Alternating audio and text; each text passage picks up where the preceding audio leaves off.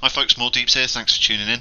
This is going to be the first of a series I'm doing for beginners. I've got a lot of new people coming into the community after TennoCon, and I've had a few friends join and things like this. It's going to be my top 10 tips for new players.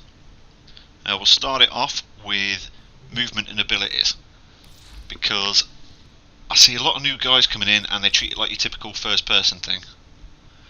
So if we go to the codex, a lot of people don't know this here, but there's an advanced movement tutorial. Now movement is key in this game. You'll miss out on a lot of kills early on because you're just not getting to the enemies before your teammates do. It's like absolutely crucial. A lot of guys will run and gun, treat it like, you know, your typical first or third person shooter, and you won't see them, a new player using abilities, you won't see them bullet jumping and things like this. So this is a really good place to get. You see here, it teaches you, you know, all the movement system. There's a few other places you can go, I'll feature a couple of them later, but yeah, this is a really good place. If you can master this, you know, you're halfway to winning the battle of this game. I'll show you how this works in a level quickly. So we'll just quickly find a capture mission, because capture missions you've got to chase down the target, so it's a good example of how fast you can actually get through a mission. I know I've sped it up for the video, but I think it takes me around 2 minutes. So here's one of the early capture missions. Also, if you pay attention, you'll see me using some abilities and stuff as well. But yeah, there's me using my slash dash. But yeah, this is definitely tip number 1. No, there we go, captured within seconds.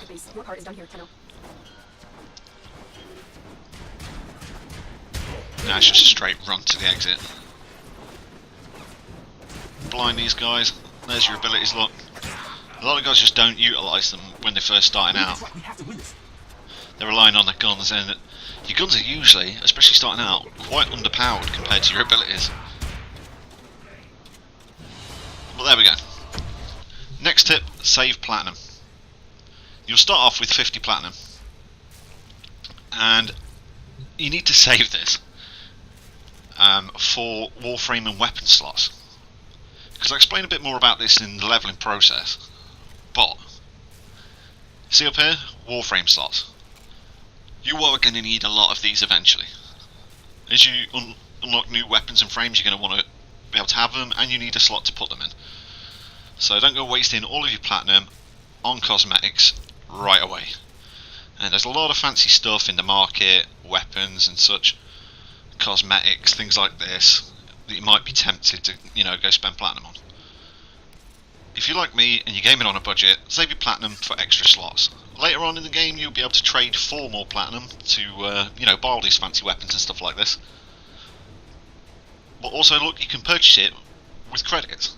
So until you kind of understand the market and things like this, warframe and weapon slots are what you want to be spending your money on. Right, let's go to the next thing. Where to go? Because once you finish your tutorial, you're kind of left to your own devices a little bit. What we're really looking for on these maps is the junctions. You see them up here, look, Mars Junction. But if you notice at the bottom there, it says complete something on Mercury. So you don't want to be heading to Mars Junction first. What you want to be doing is working your way towards Mercury, which as you can see is the other side of Venus, so it's actually Venus Junction you want to go. And what you want to be doing is working towards getting these prerequisites on this list out of the way. They're your objective for each planet. Get those done, and then you can move to the next planet. Also, I will say this, while you're on a planet as well, not necessarily Earth, but some of the next ones, farm the boss on the planet, because that'll get you your next warframe. Also, keep an eye out for dark sectors, which are missions that can give you extra XP and stuff for your weapons. If you need to level some stuff, they're good places to go.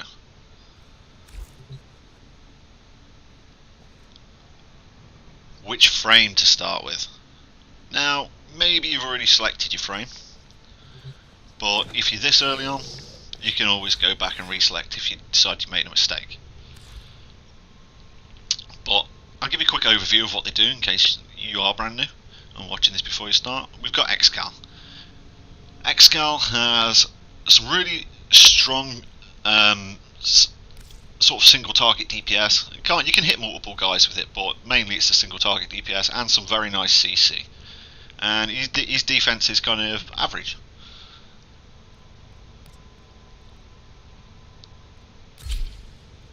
Then we've got Volt. Now he's an AoE DPS slash group buff frame. Like he'll buff you and your team. That's better fashion frame. That first one was an early attempt. This is better. Yeah, well, where was I? Yeah, he's a buff frame and an AoE DPS frame. He can give you team shields with the right mods. He can increase your attack speed, increase your movement speed. All of this applies to your teammates as well. I mean, he has some defense with his shield, but it's not the best. And massive AoE and CC ability. So that's him. Next on the starting frames is Mag. Now, if you've played other types of RPGs and stuff, there's always a squishy sort of caster frame. Especially starting out with Mag is very squishy, but she can throw out a lot of damage. She's more, as opposed to being a buff frame for your team, she's more a debuff frame for the enemies. Again, with AoE DPS. I mean, she has some limited CC. It's not the best with Magnetize. I wouldn't say that's as good as Volt's Discharge, but it's okay. It does a job, and a pulse kind of CC ragdolls enemies around. But her main abilities are Polarize and Crush, which will rip enemy armor off and do large amounts of damage. Magnetize is very good, but you need the right weapons to really utilize it. So she's, more nuanced in her playstyle, I'd say. Having said all of this, you can get all of them, so just pick the one that you think's the coolest. If I may say, operator, your chosen warframe suits you. Ha ha. Now we're going to take a look at the leveling process, what you should do. First of all, you're going to start off with, your Mark 1 Bratton or your Mark 1, what's the boat? Paris, Mark 1 Paris, there we go. Had a moment, I'm getting old.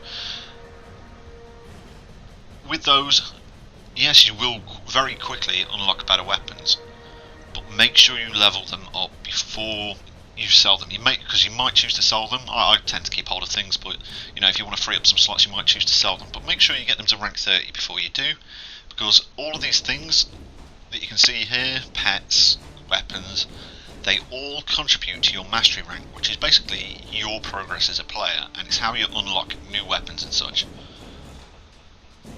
So before you get rid of anything, make sure you've maxed it out. I made this mistake and had to go back and rebuild and re-level some stuff. It was a plasma sword or something, it was very annoying. The next tip, join a clan. Clans can give you access to so much. There's research for various weapons. We'll just pop over to my dojo and I'll demonstrate some stuff over here. Where was I? Yeah, research for weapons. Obviously access to members of your community. There'll be guys in your clan like myself and other veterans who literally just log in, ask around in the clan who fancies doing what, who needs a hand, and new guys in the clan tend to ask questions, and the vets will be more than happy to help you out. On top of that, there's sparring and all sorts. We'll take a look at it now.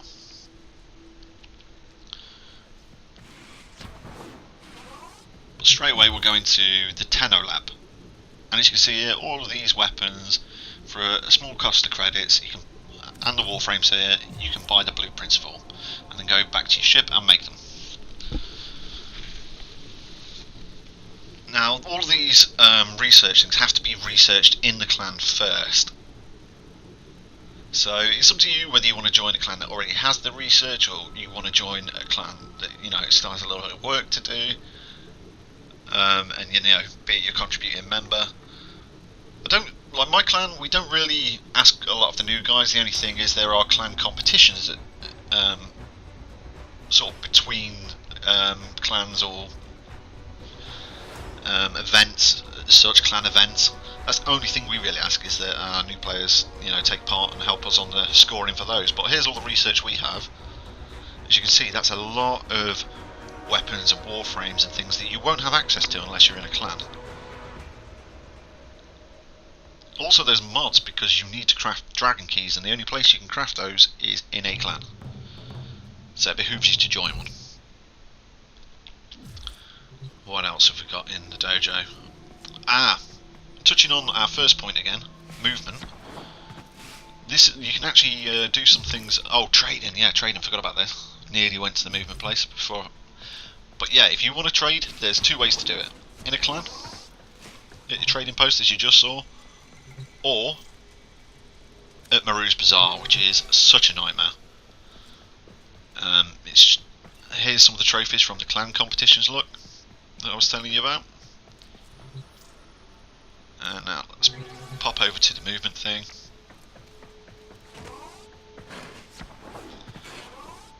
There's guys in your clan can make assault courses, and then there's a standard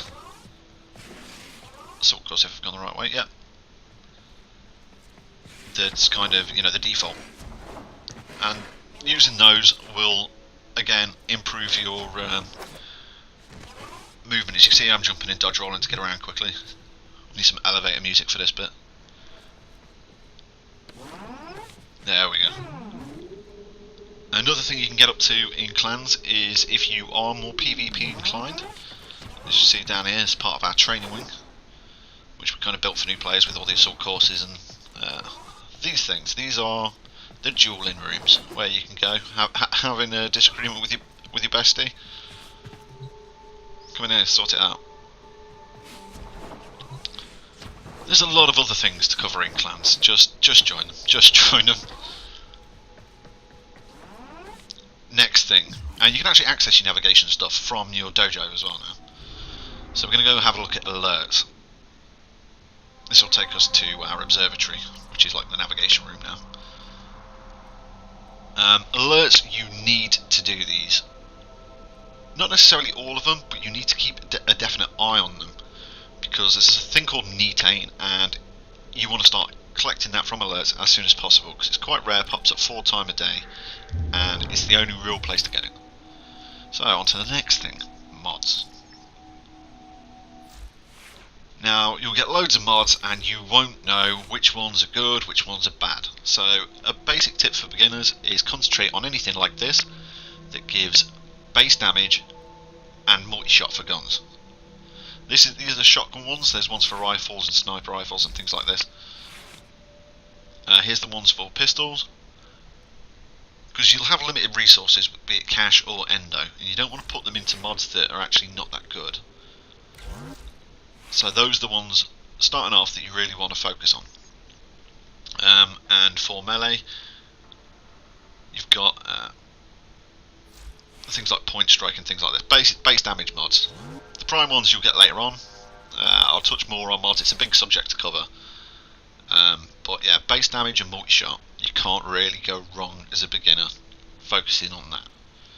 I'm going to do another video, if you'd like to see it, on, you know, a more in-depth guide for modding. I'll start with, you know,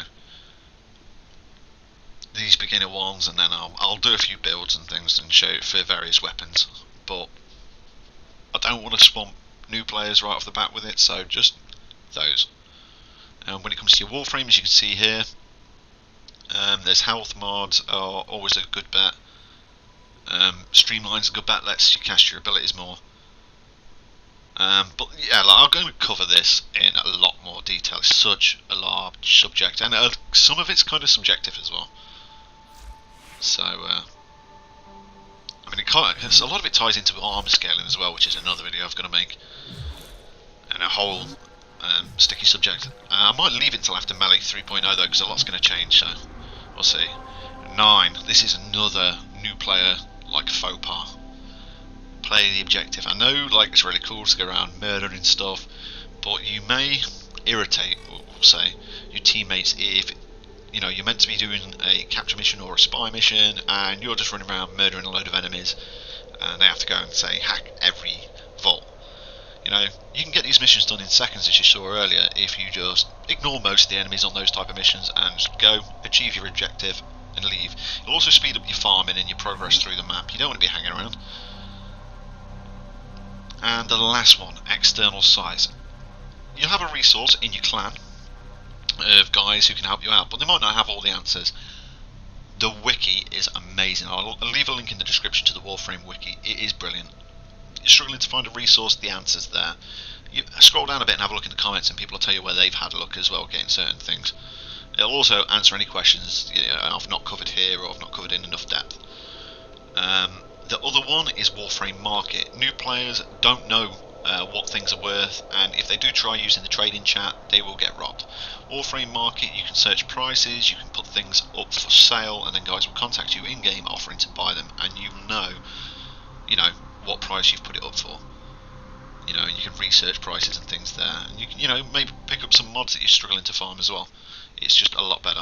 I'll leave a link to the site in the description, but that's it from me. I'd like to say thanks very much for watching. If you think of any other questions, feel free to hit me up on my Twitch or Twitter.